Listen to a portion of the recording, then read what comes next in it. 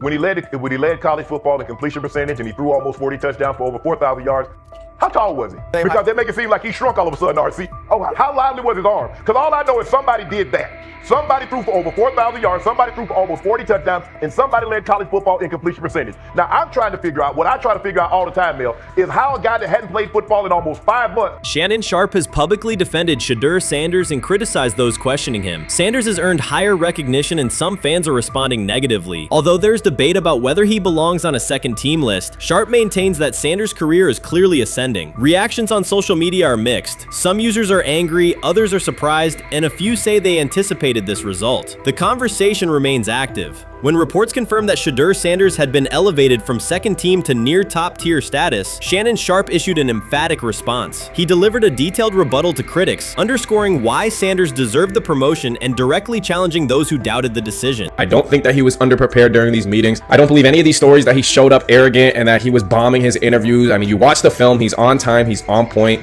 You watch his interviews, he answers like a 10-year NFL veteran. Like, he's clearly dominating OTAs. It's every single day there's a new report of how well he's doing for the Browns in OTAs. And I mean, you can say what you want, it's just OTAs. Okay, if that's your new narrative, then he's doing exactly what he needs to be doing. He's on point, he's on time, he's getting the respect of his teammates, and he's making plays. So we're gonna see years down the line, something's gonna come out that I don't know what exactly it was, but something will come out. Critics have been waiting for an opportunity to dismiss Sanders. They labeled him overrated, accused him of benefiting from nepotism, and claimed his profile came only from his last name and polished image. Within their own echo chamber, they cited every game in which he fell short of huge passing numbers as validation of their doubts. Since Sanders has begun receiving formal recognition, criticism has escalated. A wave of self-appointed analysts is dissecting his throwing mechanics and team role, and many online commentators now argue that his promotion reflects deeper problems within the sport. Shannon Sharpe rejected each criticism directed at Shedeur Sanders. During the broadcast, he turned a routine segment into a detailed examination, acting as presenter, interrogator, and fact-checker. Sharpe walked viewers through game film, season statistics, and scouting reports to show why Sanders merited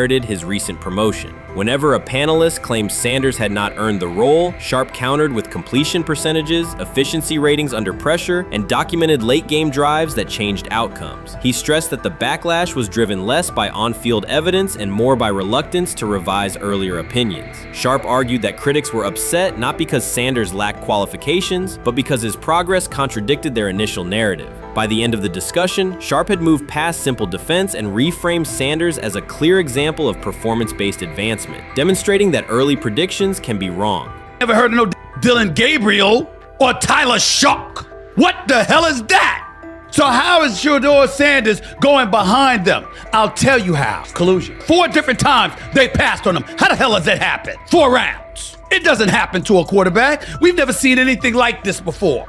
Shedeur Sanders with the watch. Shedeur Sanders with his bravado. Shedeur Sanders with this supposed arrogance or whatever. Shedeur Sanders' advancement did not happen by chance. While detractors questioned his resume online, he continued to prepare, attend every practice, and deliver accurate throws under pressure. The contrast between his output and the complaints directed at him has been stark. Some critics even argued the selection committee was, quote, biased toward performance, as if rewarding strong play were improper. Rumors quickly followed. Certain commentators speculated that a public relations push from the Sanders family must have influenced voters, suggesting everything from coordinated media strategies to alleged favors for coaches. None of these theories addresses the basic point. Sanders earned his promotion through consistent production, poise in the pocket, precise ball placement, and efficient decision-making. Shannon Sharpe highlighted these facts during his response. He noted that Sanders' performance metrics justify the recognition and emphasize that resistance to the move stems more from prior prejudice than from substantive evaluation. For Sharpe, the goal was clear: present the data, challenge unfounded claims, and correct the narrative. The discussion therefore became a broader statement about acknowledging merit and abandoning outdated assumption. Colin Cowherd defend college basketball coaches who have gotten a DUI, come to their defense and say they didn't need to be fired, that they deserve a second chance. But Shedeur Sanders drives 40 miles over the speed limit, gets a one-on-one ticket, and Colin Cowherd comes on his show today and says he's out on Shedeur Sanders. He's seen enough. He can't support him anymore. He can't be in the Shedeur Sanders camp. because of the speeding ticket. Shannon Sharpe addressed commentators who portray constant doubt as expertise. Those who discount strong performances with "we'll see" but declare bust after a single mistake. He noted their belief that progress only counts if an athlete visibly struggles. Sharpe's response was methodical rather than emotional. He presented evidence, cited statistics, and calmly refuted each claim. Following his remarks, several critics began revising or deleting earlier posts, recasting themselves as longtime supporters of Shedeur Sanders despite having questioned him for months. Sharpe insists on accountability, naming specific individuals and dates while requesting public acknowledgement of prior errors. He argues that analysts cannot spend months undermining a player's potential and then quietly adopt a supportive stance once the athlete succeeds. These are serious, big-time, top-of-the-line playmakers that they have. If you can go 45-42 in the fourth quarter because your quarterback set the school record with 510 yards passing. He was flawless. Shedeur is big time. I didn't know for sure, will it translate to the next level of competition? Yes, it might translate to the next level of competition as he can play. Critics who once claimed Shedeur Sanders was unprepared now hesitate to acknowledge their mistake. They resist retracting earlier comments and struggle to accept that an athlete can succeed without their approval. Sanders continues to share practice clips and game highlights without engaging the debate, while Shannon Sharpe documents every dismissive remark, ready to revisit them on national television. The disapproval did not slow Sanders. It underscored his progress and exposed the gap between perception and performance. As a result, the conversation has shifted. Analysts who doubted him now describe him as undervalued and publish detailed evaluations of his mechanics and game management, suggesting long-standing familiarity with his career. In a matter of weeks, critics have recast themselves as advocates, demonstrating how quickly opinion can change when consistent results leave little room for doubt. Shannon Sharpe signaled that his commentary is not over. He considers Sanders' advancement a positive outcome for every athlete who has been overlooked or criticized for having confidence. Sharpe stressed that analysts do not have the authority to determine who deserves recognition based on personal preference. The reaction to Sanders' promotion, he argued, revealed how quickly opinions can shift once results are undeniable. Sharpe pointed out that many vocal critics became quiet when confronted with objective performance data. This exchange, Sharpe insisted, reached beyond defending a single quarterback. It challenged the practice of dismissing achievements that do not fit familiar narratives. He reminded viewers that success does not require external approval and that consistent talent will surface despite online commentary intended to minimize it. While critics reconsider their positions, Sharpe remains steady, assigning credit to the athlete and allowing the scoreboard to confirm the argument. In his view, the statistics speak clearly enough. Sharpe also emphasized that the intensity of the backlash must be placed in context. College football is a volatile environment where unexpected outcomes are common. Therefore, declaring failure based on incomplete evidence only weakens the credibility of sports analysis. The discussion underscored the need for measured evaluation rather than reactive judgment. Dak Jackson and him and everybody else that we talked to have said that Shedeur looks good. He looks really good. Yes. He looks better. And we got Zach that say Dylan Gabriel ain't even an NFL quarterback. It's true. So how is it that this man can't get a rep with the ones, but that non-NFL quarterback can? We all what agree with sense that. does that make? Some observers now claim that recognizing Shedeur Sanders' strong performance undermines football's traditional standards, even though they previously argued he received coverage only because of his father. Faced with Sanders' current statistics, those critics are searching for explanations that fit their earlier narrative. The data have always been clear. Their earlier objections ignored that fact. Shannon Sharpe is openly highlighting this reversal, comparing past negative remarks with Sanders' recent 400-yard games to demonstrate the gap between criticism and evidence. Sharpe did not force these commentators to backtrack. He simply displayed their earlier claims alongside Sanders' results, allowing the contrast to speak for itself. You can't fire the owner because he can't fire himself. Someone's head's going to roll, unfortunately, in this situation, and it's probably Stefanski and Barry. I saw on The Athletic. I don't think that's fair, by the way. Stefanski, that part. I agree. I was saying the other day on my podcast that Barry should be fired, and I said I wouldn't fire Stefanski, but a couple of people made the point of saying, well, if you fire the GM, you got to give him a chance to hire his own coach, which is fair. That's true. So I would fire Barry. I would hire a new GM. If that GM thinks Kevin Stefanski's a good coach, wants to stick with him. The situation in Cleveland has escalated with the NFL. Sources indicate GM Andrew Barry is prepared to move on from head coach Kevin Stefanski if he refuses to elevate Shedeur Sanders. The Browns are weighing a major quarterback change. Leadership appears to be aligning behind Sanders and pushing for immediate action. This is a high-stakes decision about control and the team's direction. I think it's unfair for me to comment in I guess, maybe on behalf of the industry. All I can say is this, the time that we spent with Shedeur, and what he's done throughout his college career is impressive. He's an impressive young man. He's a really good quarterback. Sometimes fit comes into play, and I'd also say this. There are 4 more rounds of the draft, and then maybe lastly, it's less about where you get picked and what you do after you get picked. That's really the most important thing. Getting to know him over the course of the spring, he has a ton of resolve. Andrew Berry appears to be at a breaking point. Pressure from fans and within the organization to play Shedeur Sanders is intensifying. Berry is pushing for a move towards Sanders, while head coach Kevin Stefanski remains cautious about altering the depth chart. The divide is clear. One side wants acceleration, the other a measured rollout. The organization is under heavy scrutiny, and the focus has shifted to when, not if, Sanders sees the field. Has the 4th highest odds of any head coach this season to be fired. He's clearly on the hot seat. It's been a discussion for really a couple years now, dating back to last season's 3-win season. And he's always had kind of hot and cold seasons. And now the sports books are saying he's 4th on the list.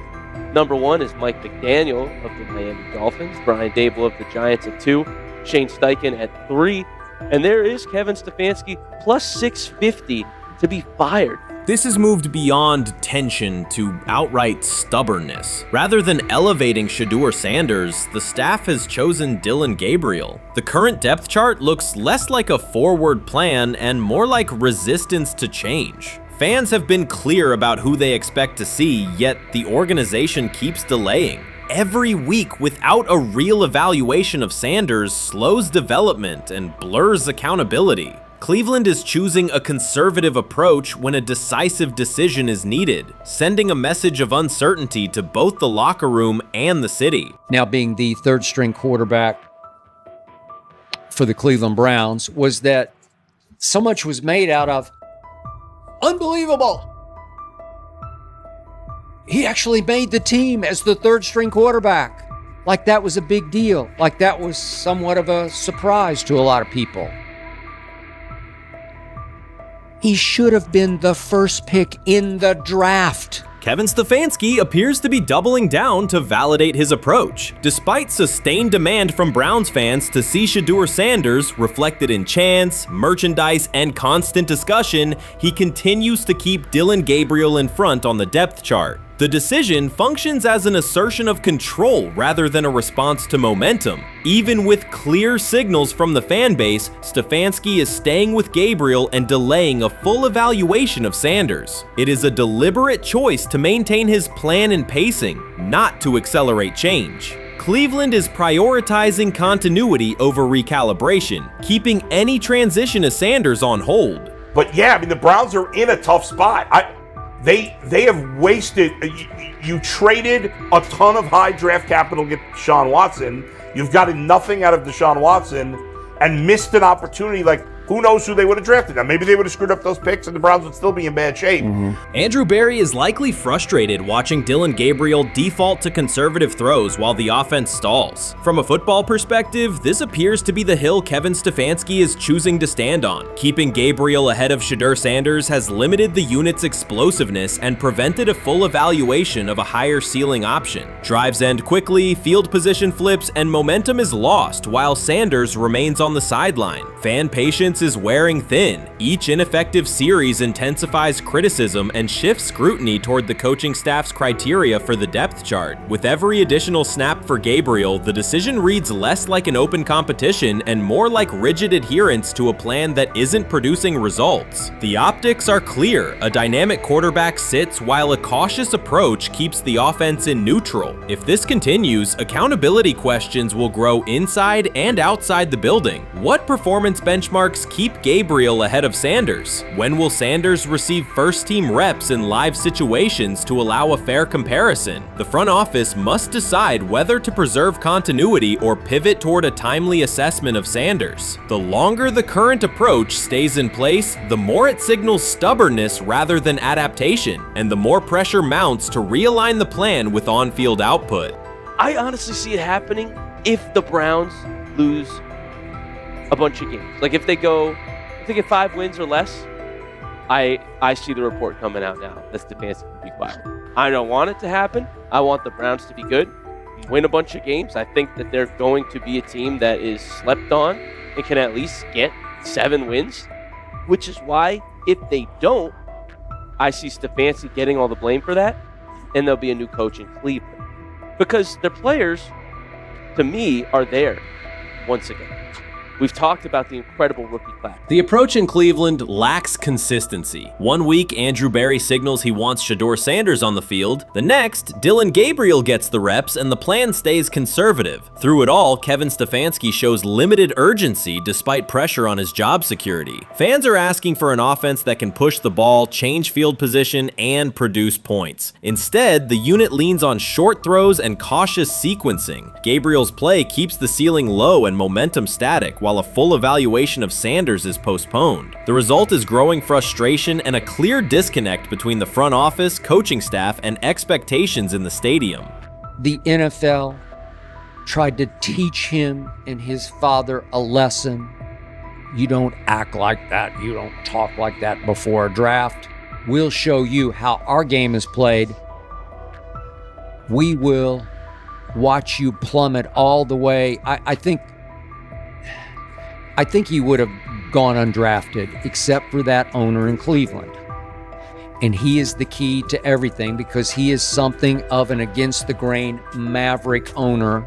He's kind of a wannabe Jerry. Fan speculation is growing. Some believe Kevin Stefanski lacks confidence in Shedeur Sanders. Others think he's prioritizing Dillon Gabriel for reasons unrelated to performance. A more extreme view claims Stefanski is manipulating outcomes to secure a buyout. Whatever the motive, the risk is clear. This approach is straining his relationship with GM Andrew Berry and alienating the fan base. Pressure is rising, Berry's patience is running out, and supporters have shifted from requests to demands. If the current plan continues, calls for a change in quarterback and accountability will intensify. Grab hold of the starting job. Yes, but I don't think we're going to know which one until we get deep into August. Now, I think we tracked the reps everybody was getting at practice throughout the OTAs and minicamp. But when you talk to people there, they just want to make sure everybody got what they needed. And that, Kenny Pickett, we find out if he has the goods to be the starter. Joe Flacco, they back him off a little bit. He's 40. He may not need as much. The rookies, Shedeur Sanders and Dillon Gabriel, what do they need to learn to make the transition from the college game to the pro game? That's what the spring was about for the Browns quarterbacks. Now, Shedeur Sanders has moved from social media celebrity to on-field standout, and ESPN now lists him among its first-team candidates. Reactions are split. Some fans are impressed while others are skeptical. Whether this reflects Deion Sanders' long-term strategy or simply Shedeur's rapid development, the story is drawing widespread attention. Here's a look at what led to this moment. They never planned on taking him. The problem is, like Ocho Cinco said, you got somebody that has endeared himself to the locker room. And guess what? The difference between him and Tim Tebow, the biggest one, is he can play. He can throw the ball. Tim Tebow running around being an H-back. He can throw the ball. And he's done everything he needs to do. He ain't saying nothing. He ain't rocking the boat. He ain't mad about the reps. He ain't mad about none of that. All the people out there want to see is this, like Tyver said earlier.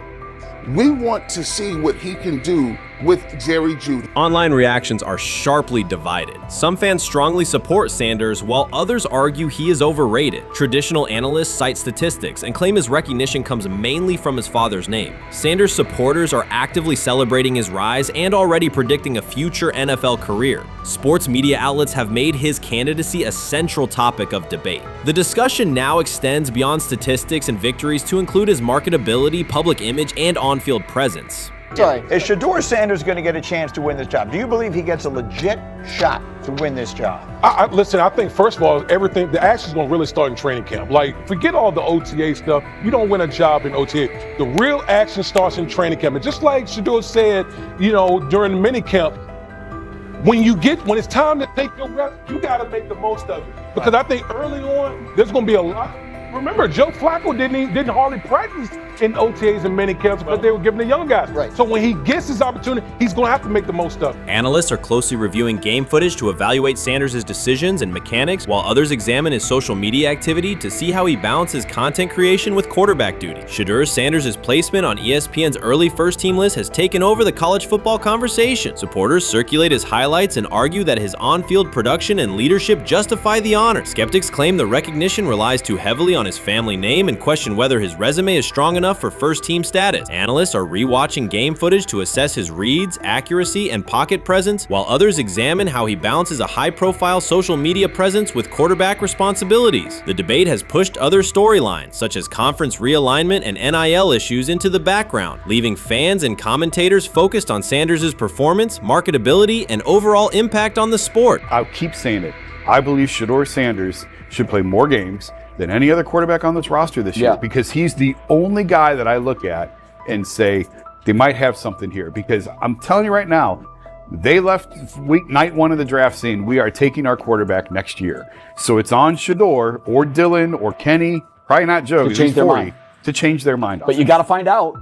You got to find out. Opinions differ on whether Sanders is benefiting from his family name or simply showing real progress, but the attention is undeniable. Social media is flooded with edited images elevating him to legendary status. Critics argue the first-team nod is driven by hype and marketability, while supporters point to his flashes of strong arm talent, field vision, and decision-making. Regardless of motive, the announcement has dominated the football news cycle and intensified debate over how much of his rise is performance-based versus media-driven. Highlight reels rarely show Sanders' turnovers, late-game mistakes, or inconsistent stretches. Being named to a first-team watch list suggests sustained dominance, something Sanders has displayed only in flashes. His selection appears driven as much by brand recognition and media appeal as by performance. ESPN's decision has intensified debate. Data-driven critics post statistics that question his resume, while passionate supporters predict awards and future NFL success. Commentators recall a time when first-team consideration required years of proven excellence. Yet many fans already see the announcement as confirmation that Sanders is on track for major college football honors. Shedeur Sanders has earned first-team reps when training camp commences later in July. I'm not saying like he's the first guy up when you do 11 on 11s day 1, 2, 3, 4, 5 at training camp. I'm not necessarily saying that, but he's the one quarterback that we didn't get a chance to see take reps with the ones. But I think Shedeur has a chance to like make this conversation interesting if he gets those reps with the ones and he has the same success that he did with the 2s, the 3s, and the 4s. I have confidence he can show you something, but I got to see it. We all got to see it before we can actually judge that. Some believe Deion Sanders is already preparing for an award ceremony, while others are furious, threatening to protest ESPN's credibility over Shedeur's first-team mention. Critics argue that honoring Sanders without a full season of elite play undermines college football standards. Supporters insist his performance and profile justify the recognition. The debate reflects a broader clash between traditional merit-based evaluation and modern brand-driven visibility. In today's landscape, first-team consideration is no longer only about statistics. It also involves marketability and audience engagement. Whether welcomed or rejected, Sanders commands attention and embodies the sport's shift toward both performance and personal brand. He lied to us all when he said that this was going to be an open competition, a four-man open competition when it comes to the QB situation up there in Cleveland, in which, from the looks of it, all we've seen it be was a three-man race. The only people that has been getting reps in with the first team or with the veterans are Joe Flacco, Kenny Pickett, and Dylan Gabriel. We've never seen my boy Shedeur Sanders get a chance to get in. Even with him doing the things that he has been doing up there, he has yet to get in with the... Shedeur Sanders was caught off guard by Coach Kevin Stefanski's recent remarks, which have sparked talk of bringing in another starting quarterback. Commentators are debating whether Stefanski's comments reflect eroding confidence in Sanders or a brief lapse in judgment, but the rookie now faces intensified scrutiny over his role. The Browns, we got an analyst that says that Shedeur Sanders should have some kind of a ban? Banishment of some kind? Come again? Say what? For what? And we've got, this would be more troubling. If I'm a Browns fan, and this is where we're going to start, potential dissension in the ranks of the front office and the coach. And over what? quarterback. When a program's headline quarterback suddenly becomes the subject of sideline murmurs and quiet searches for replacements, the situation is unmistakable. It's a breach of trust. Shedeur Sanders, the passer who put Colorado back in national conversations with his production and profile, has just received a clear message that his job security is in question. Coach Kevin, the assistant previously considered to be in Sanders' corner, made remarks that ignited speculation about changing quarterbacks. Fans, analysts, and even Deion Sanders are now reassessing the team's unity and its true plan for the position. The comment was no accident. It was a deliberate signal that the staff may soon elevate a backup. For perspective, Shedeur Sanders did not step into ideal conditions last season. He was sacked so often that Colorado could have dedicated a locker to every opposing edge rusher who reached him. Could I possibly go to bat for Kevin Stefanski as a great head coach? No, I couldn't. Could you go to bat against him, saying he's a horrible head coach? No, I can't. I think that's why we fall in the middle. I think that's why in a lot of these discussions, and that's why a lot of the rankings, you see him right now in that 15 to 20 range, somewhere in that middle pack of NFL head coaches. I've said earlier, Kevin Stefanski has already been given more head coaches than any coach I've ever seen in Cleveland. Starting with the decision to move on from Baker and him clearly still having another level to get to in Tampa. Last season, Shedeur Sanders often had to operate behind an offensive line that provided minimal protection. Yet he still delivered precise throws and critical drives. At times, he seemed to be carrying a struggling roster almost on his own. Despite the constant pressure, he never complained, never threatened to transfer, and never acted entitled. He remained with Colorado because he trusted the program, trusted his father, and believed in the team's larger mission. That loyalty is why Coach Kevin Stefanski's recent statement that the quarterback competition is wide open struck so sharply. The remark implies that Sanders' starting role is insecure, as though the player who absorbed countless hits while holding the offense together is simply another name competing with walk-ons and first-year athletes who are still learning the cadence. This goes beyond ordinary coach language about fostering competition. It introduces genuine uncertainty about the staff's confidence in Sanders and invites speculation that Colorado is actively assessing outside options through the transfer portal. By characterizing the position as vacant, Stefanski has planted seeds of doubt that could quickly evolve into rumors and undermine the stability of the locker room. I'm sorry, but when it comes to quarterback, I'm gonna defer to my head coach, generally speaking, especially one with Stefanski's track record and how he's viewed across the league. So this is interesting because it tells you Kevin Stefanski's not a Shedeur Sanders guy. And it also tells us who made these picks. Exactly. The Cleveland Browns made a rather awkward decision in the NFL draft, opting to take quarterback Dillon Gabriel in the 3rd round well before he was expected to fly off the board. Then 2 rounds later, the Browns took fellow quarterback Shedeur Sanders. So what exactly is going on? Discussion has begun about whether Colorado is actively evaluating another quarterback and preparing for life after Shedeur Sanders. Analysts are debating whether Coach Kevin's move is calculated strategy or a misstep that jeopardizes team stability. Sanders remains a top NFL prospect, Deion Sanders' son, and the program's public face. His highlights dominate social media and his jerseys outsell the team's victories. Yet he is once again being asked to reaffirm his position. The issue is more than routine roster management. It intersects with the family dynamics that shape the program. By portraying the quarterback job as open, Coach Kevin signals to both Shedeur and Deion that the staff is willing to move on despite Sanders' stature. For Shedeur, sitting through film sessions while hearing talk of potential replacements adds an unwelcome layer of uncertainty to an otherwise proven resume. The decision may reflect a desire for a quarterback with a different profile, perhaps someone more mobile and system-oriented, rather than a dismissal of Sanders' accomplishments. What do you think is happening in Browns camp? What do you think is going to happen there before I let you go, Lewis? You know, I think it really does all depend on how Kevin is able to, as it relates to Shedeur, work him in enough.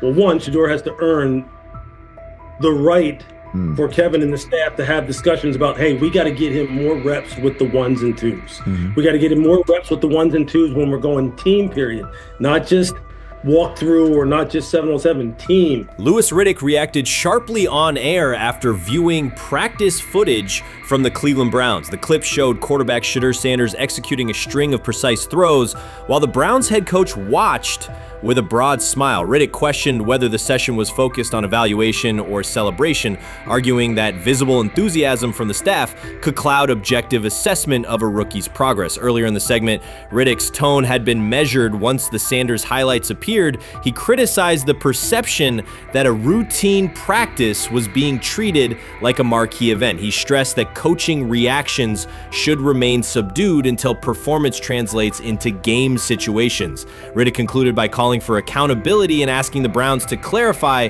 how they plan to manage expectations for Shedeur Sanders as training camp continues. Couldn't imagine me myself saying, hey, you know what, as someone who has been at the very bottom to try and ascend to like some level of success, I could never imagine going, you know what would be really cool? I'm gonna play a joke on someone like this and make pretend that I'm a GM and I'm drafting you when actually I'm not, and then I'm gonna hang up and just giggle about it. Man, what the hell are we doing? Seriously, what are we doing when we think that that kind of crap is funny? I don't know. Trying to get likes on TikTok. I don't have the right words for it. Right, Louis, I'm gonna say this. I don't have the right words for it. Few situations unsettle a former front office executive faster than watching coaches celebrate a rookie quarterback before pads come on in August. In Louis Riddick's view, the Browns staff did more than acknowledge promise. They acted as though they had already secured their franchise leader. Throughout the session, Shedeur Sanders delivered 40-yard throws off his back foot, ran crisp 2-minute drills, and displayed steadiness rare for a first-year player. According to reports, each successful rep drew audible admiration from the sideline, highlighting how quickly enthusiasm has escalated. When Riddick reviewed the same practice tape and heard the glowing comments, he challenged the reaction on live television. He argued that a few controlled drills should not override the methodical scouting and development work that normally guides roster decisions. Riddick's criticism focused less on Sanders' talent than on the evaluation process. He warned that comparing a prospect to established stars or joking about renaming the stadium creates pressure before the player has taken an NFL hit, faced a disguised coverage, or logged a preseason snap. Praising potential is acceptable, he said, but anointing a savior in July risks repeating the organization's history of premature quarterback expectations. Sanders brings confidence shaped by his father's legacy and his own disciplined preparation, yet Riddick insists that progress must be confirmed over time. He urged the Browns to temper public excitement, follow a structured development plan, and reserve celebratory reactions for on-field results that matter. Regular season production under live pressure, not highlight clips from a midsummer workout. He has to earn that. Kevin has to figure out a way to do that. So then you can reasonably assess what you have in him compared to Dylan Gabriel, compared to Kenny, compared to Joe Flacco. If you don't, then the conversation surrounding him is going to continue to be what it's been, which is, but for some people, he was overhyped all along. He's not that great of an athlete, doesn't have a big enough arm. There's a reason why he was a 5th-round pick, blah, blah, blah, which I don't believe. I believe if he is given enough reps, earns enough reps, and then is given enough reps in meaningful situations, he can throw the ball just as good as Joe, if not better, just as good as Kenny, if not better, just as good as Dylan Gabriel. After more than 2 decades in personnel and broadcast analysis, Louis Riddick was dismayed to see a franchise bypass basic evaluation standards after only a series of eye-catching minicamp throws. Reviewing practice footage from Cleveland, he observed Shedeur Sanders drilling 40-yard passes against uncovered receivers and running 2-minute sequences with poise. In Riddick's view, those reps, conducted without pads, contact, or a disguised rush, show arm talent but reveal little about how a rookie handles game pressure. Riddick said the Browns' reaction drifted from objective assessment to outright admiration. Multiple reports indicated coaches were sketching new concepts for Sanders during dinner and referring to dedicated Shedeur packages well before a padded practice. Even the veterans in the quarterback room showed no visible alarm, a sign that staff excitement had already reset the internal depth chart conversation. The analyst emphasized that his concern is not Sanders' skill set. He acknowledged the quarterback's arm strength strength, footwork, and composure, but rather how quickly the club appears willing to declare him its long-term answer. Riddick cited several past prospects who received similar midsummer acclaim only to stall once real competition began. Given Cleveland's long history of quarterback turnover, he argued the organization should focus on incremental milestones, processing post-snap reads, surviving live pass rushes, and rebounding from mistakes on Sunday afternoons. Riddick urged the Browns to temper expectations and follow a structured development plan so Shedeur Sanders can progress without undue pressure. One coach reportedly admitted he replayed Tuesday's scrimmage film so often that he lost sleep, an anecdote Riddick offered as proof that enthusiasm is already outpacing reality. All asking now is what is going on with Shedeur Sanders, and so the floor is yours. Maybe you can make sense of this free fall with what was at one point the top-rated quarterback in this draft class. Yeah, Shay, I think at this point in time, this really isn't a football discussion any longer. This is a personal discussion. This is about it's a fit discussion. It's whether or not teams are just comfortable with everything that comes along with Shedeur in terms of who he is as a person, all the people that are surrounding him in terms of his inner circle, and whether or not teams deem that to be something that they're comfortable with. Right or wrong, that's the only conclusion you can really come to at this point. Louis Riddick voiced an escalating concern during the segment. Having witnessed numerous quarterback setbacks in his career, he worries another may be forming, not because Shedeur Sanders lacks talent, but because the praise around him is growing without restraint. Sanders has simply attended practice, delivered accurate passes, led the huddle, and shown the composure expected of an NFL player. Riddick fears the Browns' reaction, treating routine drills as proof of long-term success, risks setting premature expectations. He cautioned that the organization seems ready to celebrate a franchise savior before Sanders has taken a competitive snap, noting that such early adulation has derailed promising prospects in the past and could impede Sanders' measured development.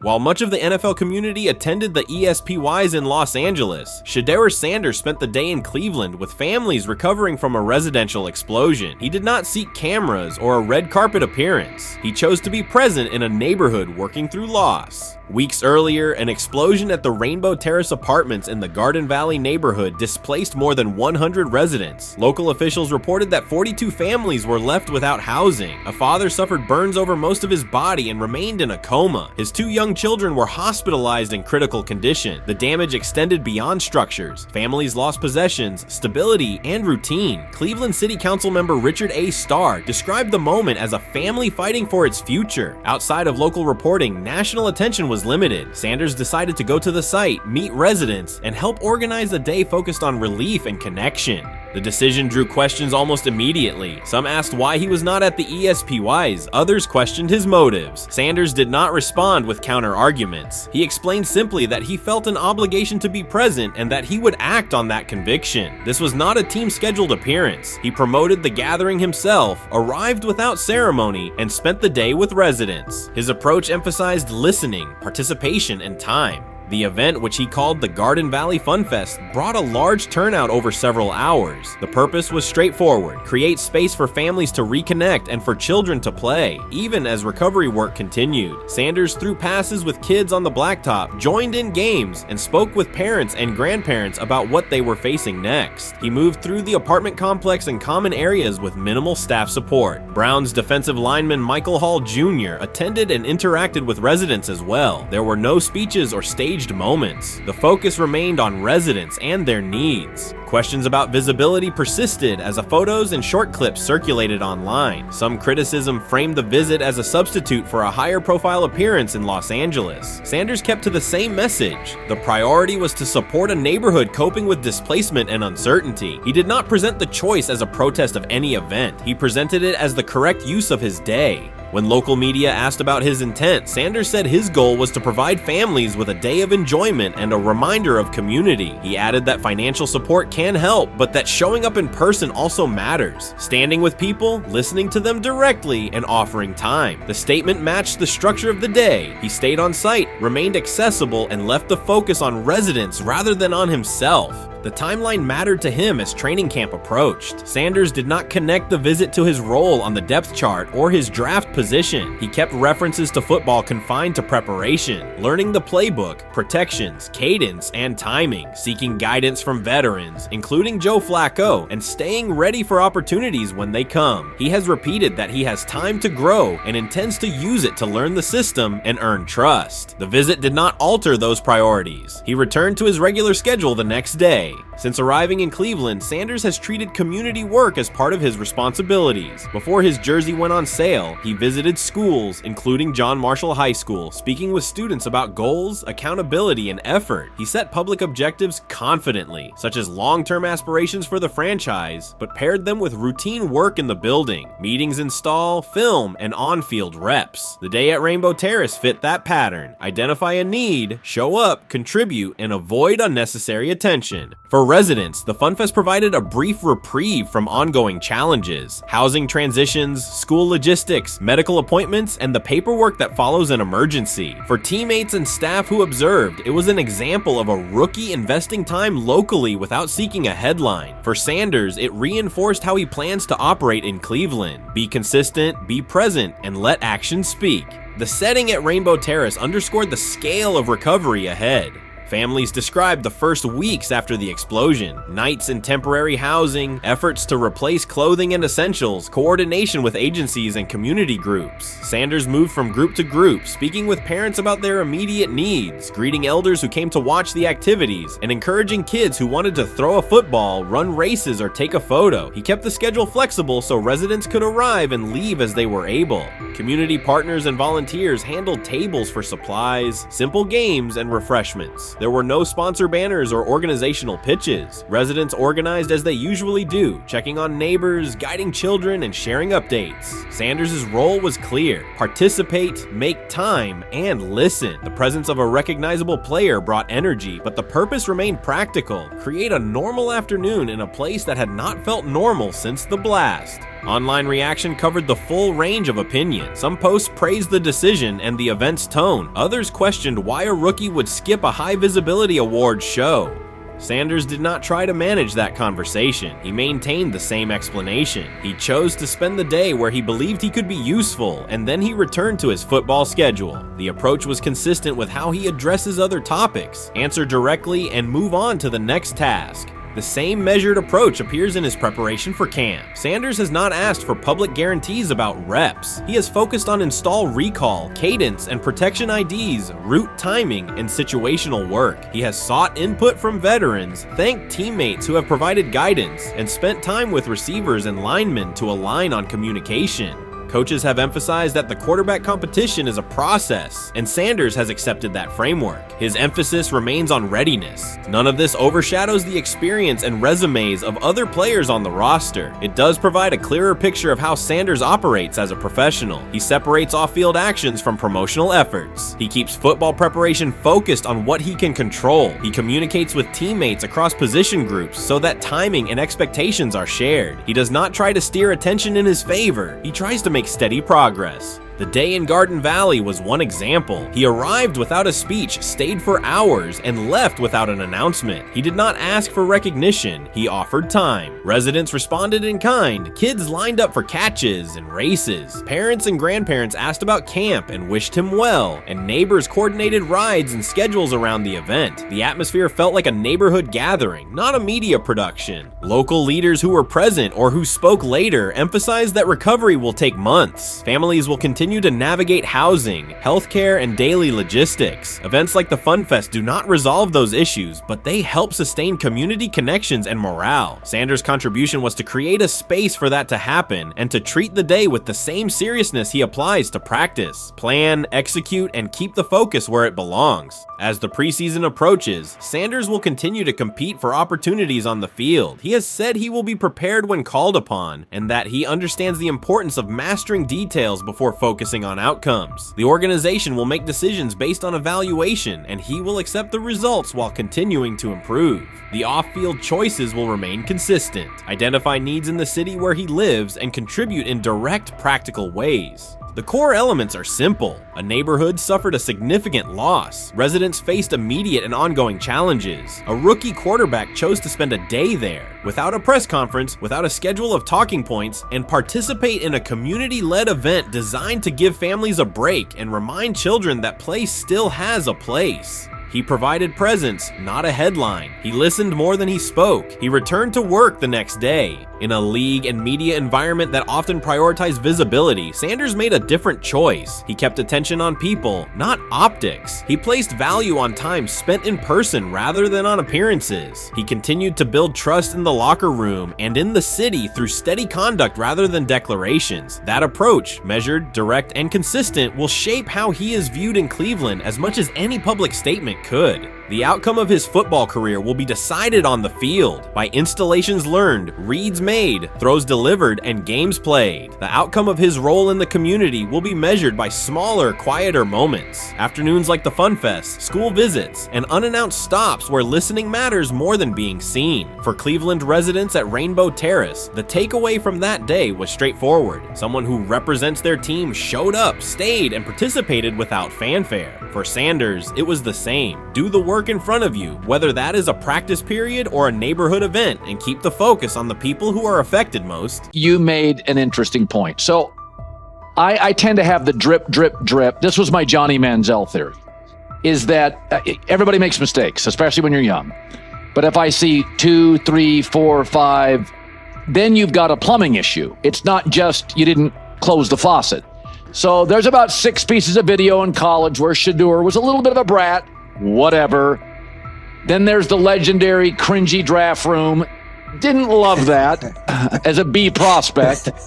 Then there's back-to-back speeding tickets, both over 90, and a missed arraignment. The NFL is navigating unexpected headlines after a former Browns coach publicly defended Shedeur Sanders in response to reports of multiple speeding tickets. The coach's statement has sparked extensive online debate. Supporters welcome the show of loyalty, while critics question the motive. Sanders now finds himself at the center of an unforeseen controversy, and observers want to know why a Cleveland coach is standing so firmly in his corner. The story is developing rapidly and continues to draw intense attention. When it came out that he got a speeding ticket, I said it's not really that big a deal. I feel very differently about it now. Over 40 miles an hour over the speed limit, less than 2 weeks after you just got a ticket. I don't know if that's entitlement or immaturity. There's got to be some teams that are feeling very good right now that they didn't draft him. Observers are focusing on Shedeur Sanders' recent speeding ticket, treating the violation as a measure of his character and sidelining his athletic, academic, and philanthropic accomplishments. The incident, driving 15 miles per hour over the limit in a borrowed Lamborghini, has drawn sharp criticism. In response, a former Cleveland Browns coach has taken the opportunity to comment, even though the franchise is widely viewed as unstable due to its frequent coaching changes and limited on-field success. By defending Sanders, he presents himself as an authority on discipline and leadership. The statement, coming from an organization seldom praised for stability, has nonetheless attracted considerable attention across the league. You want to defend him a little bit. I thought this was an interesting take. Yeah, I thought it was really interesting that you said you were out because of the speeding tickets. To me, that's such a minor thing. You were so high on him in terms of his completion percentage in OTAs, and I thought that was a little aggressive on your part. But with the speeding tickets, I got a speeding ticket the first night of the draft, my first year there. I thought maybe I'd get the benefit of the doubt, but they gave it to me anyways. As soon as the former Browns coach defended Shedeur Sanders, social media erupted with commentary, resembling the volume of draft night coverage. Posts and opinions appeared within minutes, and criticism escalated rapidly. Detractors amplified Sanders' minor speeding violation, while supporters argued that such reactions were disproportionate to a single traffic citation. Shedeur Sanders received 2 speeding citations, and the minor traffic issue quickly drew national attention. Before considering the former Browns coach's response, it is useful to clarify the facts. Sanders, son of Pro Football Hall of Famer Deion Sanders and a current college quarterback, was twice ticketed for exceeding the limit while driving a high-performance vehicle. Commentary on social media escalated rapidly, with critics framing the incident as a significant character concern, even as the league has historically tolerated far more serious legal transgressions. Stepping into the debate, a former Cleveland Browns coach, best known for a tenure filled with losses and contested decisions, questions, issued a strong public defense. He argued that 2 speeding tickets should not define Sanders' reputation or overshadow his on-field talent and community work, urging a balanced assessment of the player's actions. I don't love it from a 5th-round draft pick. I don't love that it happened multiple times. But I do think that this is the first time he's been away from his dad. And, you know, there's going to be some growing pains. Now, would I sell my stock on it like you are? Not because of a couple speeding tickets, especially in light of the problems that Brown's quarterback room has had to deal with legally in the last few years. I mean, this is nothing. The debate quickly shifted from 2 speeding citations to broader claims about integrity, growth, and leadership. The former Browns coach framed the infractions as moments for personal development and urged observers to view them in context. Critics responded forcefully. Some called for disciplinary action, others questioned Deion Sanders' parenting, and a few sought to discredit the coach himself, despite his professional record already being widely analyzed across the league. The reaction underscores an apparent inconsistency in public standards. Fans often overlook on-field confrontations, heated sideline arguments, and other significant controversies, yet they treated Sanders' routine traffic offenses, speeding without evidence of reckless endangerment, as indicators of serious character flaws. If such minor violations were adopted as the primary measure of morality in professional football, many players would face similar criticism. Sports media amplified the story almost immediately. Television panels dissected Shedeur Sanders' decision-making, treating 2 speeding tickets as indicators of deeper character concerns. Networks aired detailed segments under banners such as red flags and road rage, repeatedly questioning whether the citations might affect his draft evaluation. Although Sanders is already regarded as a first-round prospect, analysts emphasize that NFL teams value discipline and legal awareness when forming final assessments. Many commentators overlook the fact that other high-profile players have faced more serious offenses without similar scrutiny. Throughout the coverage, the former Browns coach defended Sanders, portraying him as a talented quarterback subjected to disproportionate criticism in a culture that expects near-perfect conduct. His argument was thorough and methodical, asserting that the traffic violation should not overshadow Sanders' skills, work ethic, or future potential.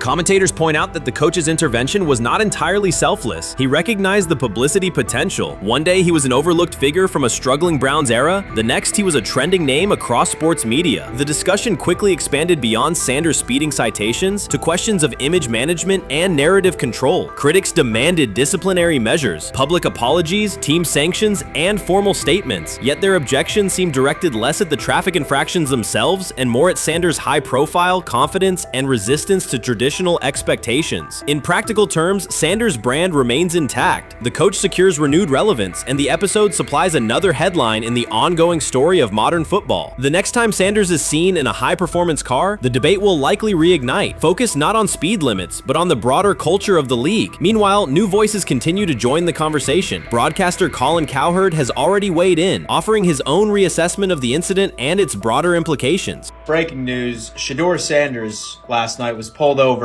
going 100 miles per hour. All right, he clocked 101, 41 miles an hour over the speed limit in Cleveland. He will have the opportunity to fight the ticket in court. Now, I'm not exactly sure where he was pulled over, whether or not that it was in Ohio or whether or not that it was in his home state. But typically when you're going 40 over, that's flirting with the line of reckless driving. Folks, I gotta tell you, I don't understand what it is with these young men driving at absurd speed. Colin Cowherd's view of Shedeur Sanders shifted abruptly. Days after praising the quarterback's poise and skill, he appeared on air to declare that Sanders is overhyped, unfocused, and distracted by celebrity. The reversal was immediate, without any gradual reconsideration. Cowherd now frames Sanders' 2 speeding tickets as evidence of poor judgment, even though he has defended other quarterbacks facing far more serious off-field issues. The sudden, wholesale withdrawal of support leaves viewers questioning the consistency of Cowherd's criteria and illustrates how quickly media narratives can change when minor incidents receive outsized attention. This is okay. nothing. Okay. How much of this is? I mean, Jimmy Haslam has his hands all over Manziel, has his hands all over Deshaun Watson. Admitted it, man enough to admit it. I saw the reaction in the draft room when they took Shedeur Sanders. Pretty obvious it wasn't the coach and the GM's pick. How much is this? This team has 8 last place finishes in 13 years owning it. How much of this is we don't have a very good owner here like Washington, D.C. and the Commanders? I didn't love the owner stepping in and saying, hey, you got to take this guy in the 5th round. And I doubt they'll ever admit to it. While Colin Cowherd urged teams to move on from Shedeur Sanders, former Browns coach Eric Mangini offered a more measured response. Mangini, whose tenure in Cleveland was marked by mixed results, used his platform to provide context rather than condemnation. Instead of sensationalizing the speeding violations, he encouraged viewers to consider Sanders' circumstances. A 21-year-old quarterback whose life is scrutinized both on and off the field. Mangini acknowledged that the tickets were mistakes, but emphasized that they do not by themselves define Sanders' character or future. He noted the extraordinary attention athletes received today, combining the responsibilities of quarterback, public figure, and social media presence. Under such pressure, missteps are magnified, and criticism multiplies quickly. Mangini concluded that any evaluation of Sanders should weigh the totality of his behavior, performance, and growth, rather than isolate 2 traffic citations as decisive evidence of poor judgment. Shedeur is lighting it up in practice every day. You're not even a half bit curious to see what he could do with the ones. That makes no sense. And then on top of all of that, you got players going on podcasts and talking to people in the media saying this guy is really good. Like, this guy is legit. So even your peers respect you enough. How is it that the coaches can't see that? It always starts with the players, where the players like, hey, you see that? You seen that pass he threw? The Cleveland Browns were taken by surprise when quarterback Shedeur Sanders stepped in for first-team snaps, asserting control of the drill and instantly highlighting deficiencies across the rest of the room. His confident command forced coaches to pause practice clips, reevaluate progressions, and consider immediate adjustments to the depth chart. Within minutes, discussions spread throughout the facility and online forums as fans weighed what Sanders' showing means for the current starters. The organization now faces an urgent, data-driven decision on whether Sanders should move up permanently. Shedeur Sanders arrived at Browns practice, took several first-team reps, and the entire quarterback group immediately felt the pressure. Coaches erased the whiteboard and reviewed their plans. Staff members exchanged concerned comments, and observers began asking whether Sanders was positioned to assume a larger role. Tony, every year we see at least 1 to 2 teams. They were in last place in their division the year before. No one thought they'd be good, and then they were good. It almost seems like no one's even assuming the Browns can be that, but we see it happen every year. And I get the quarterback stuff, but like, correct me if I'm wrong, Tony. The Browns are trying to run the football, play good defense, not turn the ball over in the passing game, and try and take advantage when they can, correct? That's what they're trying to do.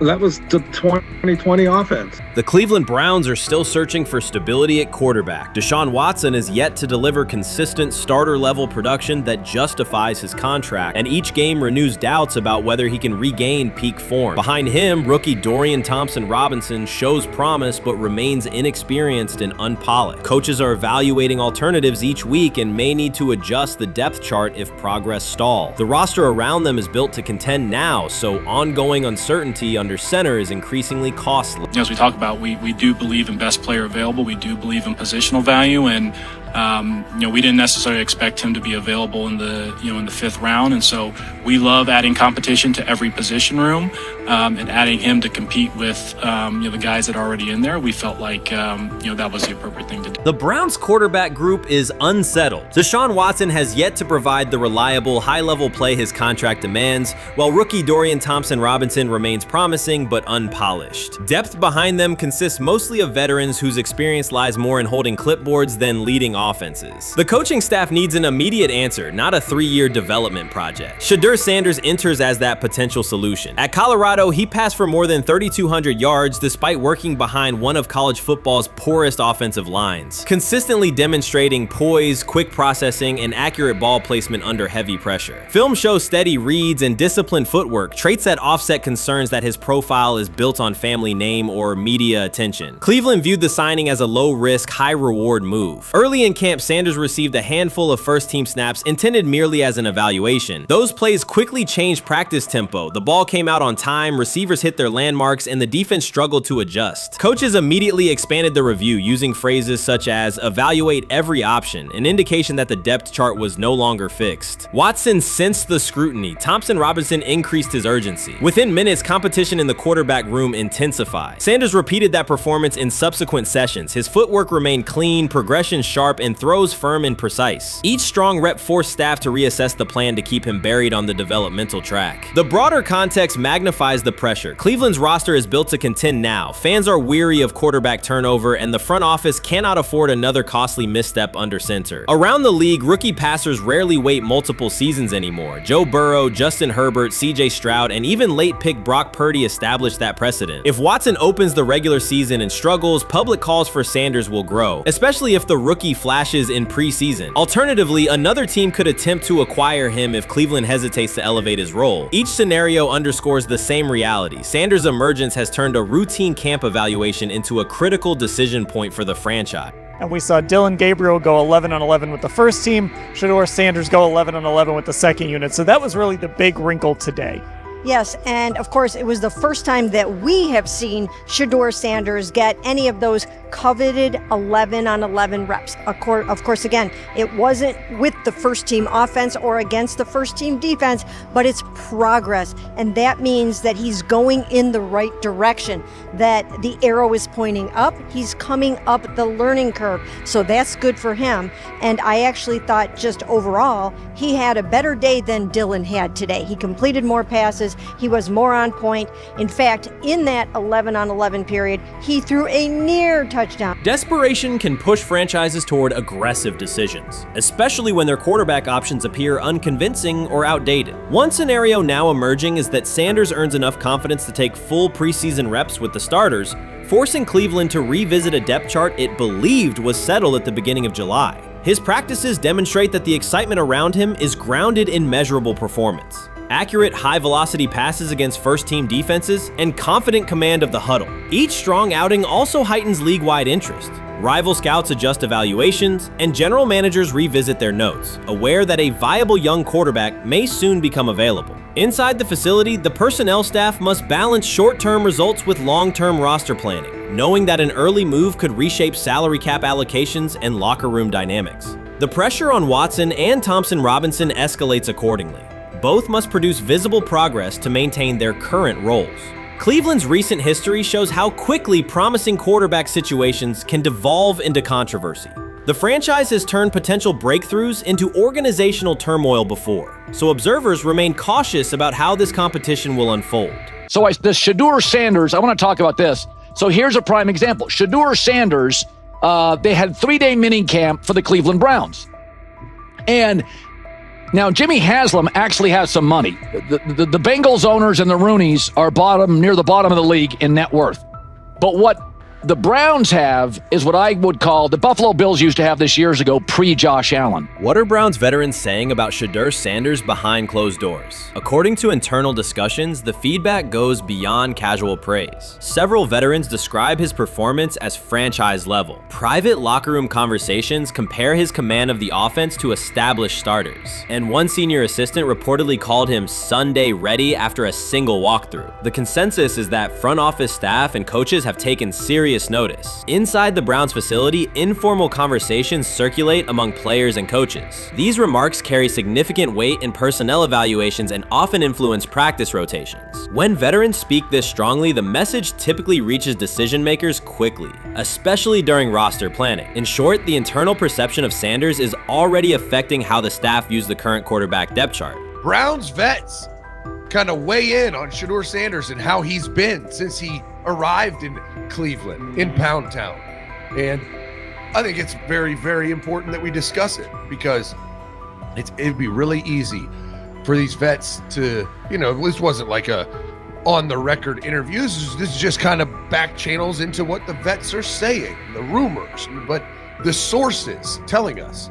And we have a couple quotes, but Shedeur Sanders, Cleveland Browns, it seems like it's going well. And it's almost like you don't want to talk about it. At the center of the growing internal buzz is Shedeur Sanders, the rookie who entered Berea with late-round expectations but is being discussed privately as a potential long-term starter. This is not a routine camp tale about an extra arm taking practice snaps. Sanders has seasoned teammates, players with playoff mileage, quietly reassessing his ceiling. Observers who overlook these conversations risk missing one of Cleveland's most deliberate personnel moves in years. Sanders is not on the roster because of his surname. The Browns reviewed their quarterback depth, weighed costs, and chose a controlled, development-oriented option they believe can stabilize the position. His presence is already changing practice dynamics. Veterans notice his pocket awareness, adjust routes to his timing, and acknowledge that he processes coverage at an advanced level for a first-year player. Leadership patterns in the huddle feel different. Sanders delivers with precision and composure that challenge defenders to reevaluate their calls. The strategic upside is clear. A 4-year rookie contract offers cap flexibility while other franchises cycle through expensive stopgaps. Coaches and front office staff view Sanders as a calculated investment, not a publicity experiment. Outside chatter still focuses on Joe Flacco's age or Kenny Pickett's development. Inside the facility, however, veterans pause film sessions to dissect Sanders' ball placement and progression speed. Position coaches highlight clips where he works through reads decisively and delivers on time, traits rarely attributed to rookies. Sanders' confidence is measured rather than theatrical. He moves as though the NFL tempo is familiar, and that calm spreads across the roster. Experienced defenders are rechecking the depth chart and asking if the quarterback competition is tighter than publicly acknowledged. Great kid, and whether it's a following that he's earned, I mean, that's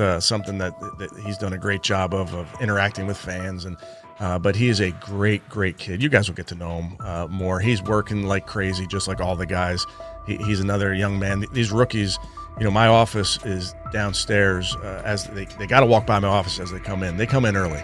And Shedeur, just like all those guys, he's in there early. He's getting his work done. He has not yet secured the starting job. Evaluations so far come only from brief practice periods, no comeback drives, no national headlines, just steady execution in shorts and helmets. In a league that celebrates splashy debuts, Shedeur Sanders is earning trust rep by rep. Veterans typically withhold judgment until late in camp, yet several are already studying his footwork and timing, which suggests genuine respect. Inside the building, coaches sense that the Browns may have finally found a stabilizing presence at quarterback. Cleveland's recent history underscores why this matters. The team has started 9 quarterbacks over the past 2 seasons, an indicator of instability rather than depth. Sanders arrives with composure, arm strength, and a well-known surname, so any sign of readiness is magnified. Financial context also plays a role. The Browns are allocating a significant portion of the salary cap to Deshaun Watson, whose performance has not matched that investment. To manage costs, the front office signed 4 additional quarterbacks on low-impact contracts. Together, they account for far less than Watson's annual cap figure. If Sanders continues on his current trajectory, that structure could give Cleveland both competitive clarity and much-needed financial flexibility.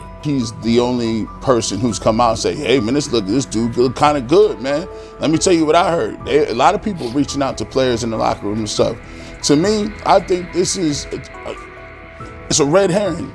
Like, I'm supposed to suspend myself to disbelief that he was going to look bad. I've never expected him to look bad to start with.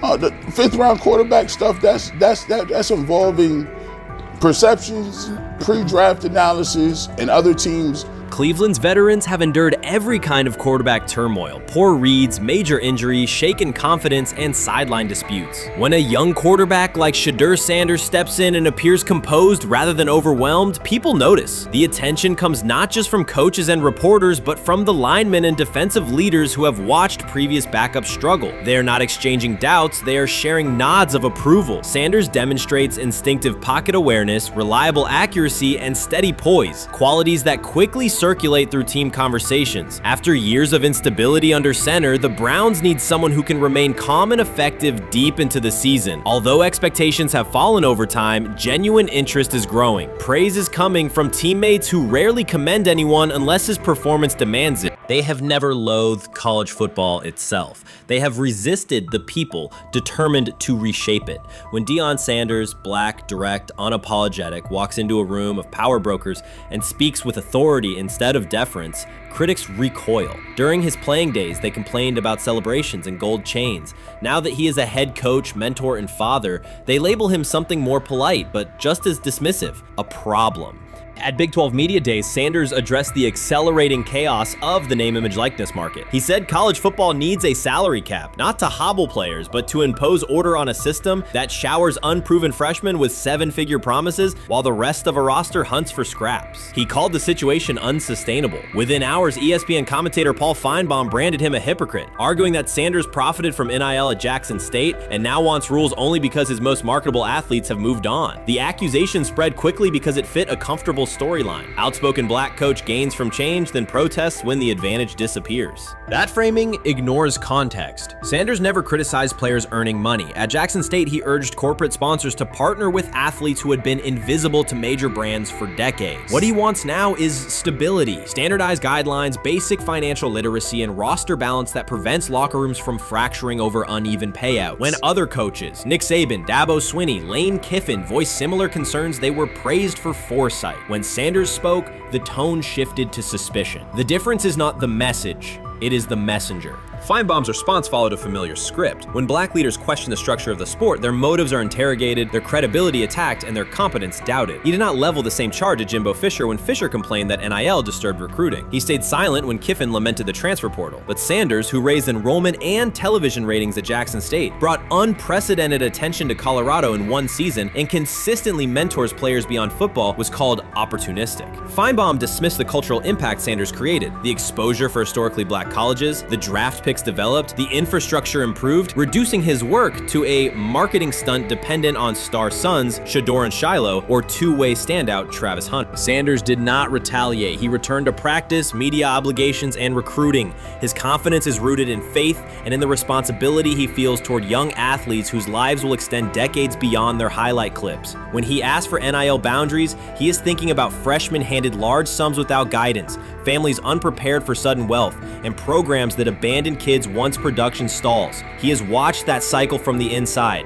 He wants protections, not restrictions. Critics predicted Colorado would fade once Shedeur and Hunter leave. Instead, Sanders signed blue-chip quarterback G.J. Lewis and a wave of transfers eager to join a program that values personal growth as much as on-field wins. Recruits see a coach who challenges the status quo, who places black culture at the program's center without apology, and who will remain visible when social media buzz cools. They recognize that Sanders does not chase attention, attention follows his results. Media outlets reduced the upcoming Buffalo season to a win total prop. 6 victories, give or take. Sanders is playing a longer game. He wants to show young athletes, especially black athletes, that they can lead authentically, speak with conviction, and refuse to shrink for access. Success measured only by the scoreboard misses the point. If Sanders builds men who graduate with financial literacy, self-confidence, and community awareness, he will consider the mission successful, even if Colorado finishes with 5 wins instead of 10. None of that registers with commentators invested in an older hierarchy. For them, leadership should remain predictable, reserved posture, muted tone, minimal cultural expression. Sanders contradicts that image. The possibility that his methods could spread to other coaches, to other programs, threatens a model that has kept decision-making and revenue streams concentrated for generations. So the debate is not about hypocrisy or payroll ceilings. It is about control of the narrative and who is deemed qualified to write it.